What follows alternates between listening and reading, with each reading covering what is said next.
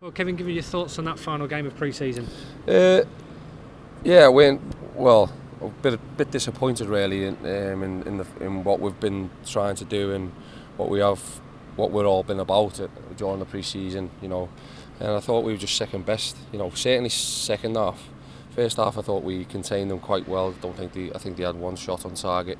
We had a lapse of concentration late on, but I just thought, yeah, second half we made some real strange decisions, sloppy decisions, and we've been punished for it. And I think they could have been, them two goals could have been well avoided. To concede one from a set piece, and everyone will say about Varney losing the ball, but we weren't set up right to be playing quickly, and that's what we've got to sort of start realising quite quickly, is that if you're not set up and you're not ready to do that, then you've got to take some sort of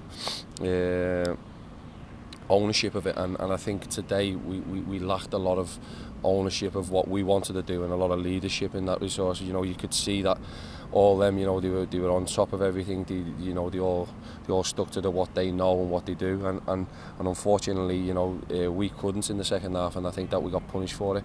But the good thing about it is that it is a pre-season game, and you are still learning. And I always say, but I'm just disappointed in the fact that I just thought that we weren't at it in the second half, and there was a lot of people who, who was very below par of their normal standards or their standards, what should I say? So, lots to work on, which is good.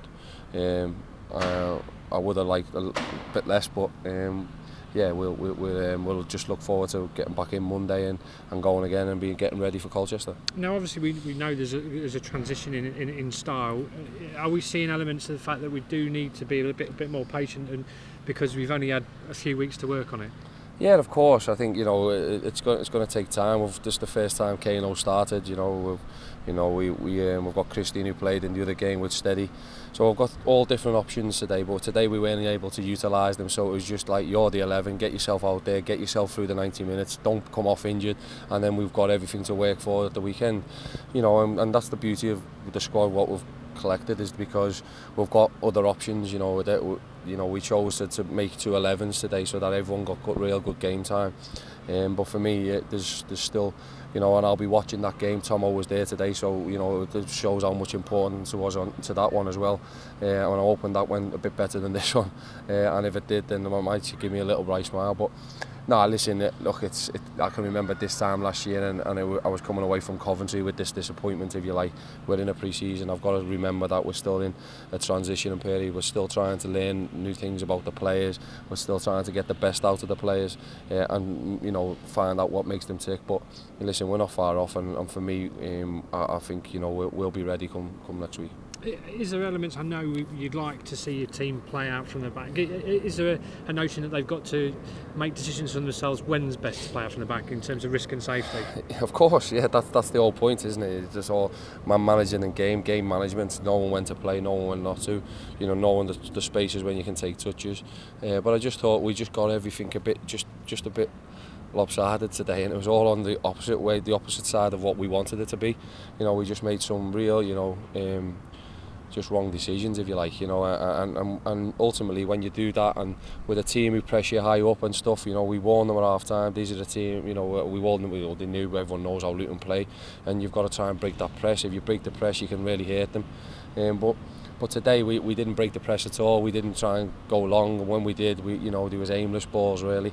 So we've got a lot to work on. We've got a lot to look at. And the thing is, when you've got that, it's good because you can show them, you can tell them what you want to do. If they're making wrong decisions, why have you done that? Ask them, and we all learn together. And we've had the big learning day for us today. Because today we quite haven't turned up. But listen, a week's a long time in football, and me, although I'm disappointed, I'm not disappointed because we didn't give them as much of a game as what I thought. What I'm disappointed about is that I just thought we had a lot more in the locker than what we've shown today, and that was out of possession and in possession. So yeah, as I said, lots to work on, and we'll get it right. How close was this team to being the starting 11 against Colchester? Listen, I've not even thought about next week. It was just about making sure all 11 did. We tried to get a few things out what we've been practicing over the summer. over the pre-season. We tried to get a few things in. I'm just, things. The most disappointing is that we've been caught out again for a goal when we weren't set, and we're trying to play in the wrong time, wrong areas. And then the set piece, which know me well and truly, is that I don't like conceding from set pieces, and I think they both could have been sorted. I thought they played some nice stuff, but I thought we allowed them to play and played them with too much respect, if you like, today.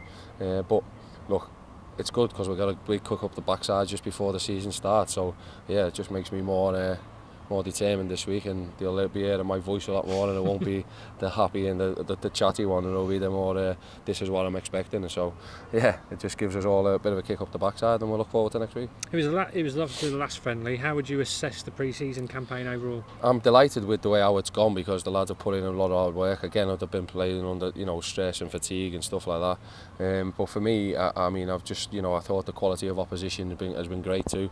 So it hasn't allowed us to sort of get the stuff what we're trying to do maybe as much as we possibly can. So it might be something we change next year if we're going in, or we're trying to transition into something else. But I just think that it's gonna set us up nicely for the league, because when you're playing quality opposition, you can dissect it.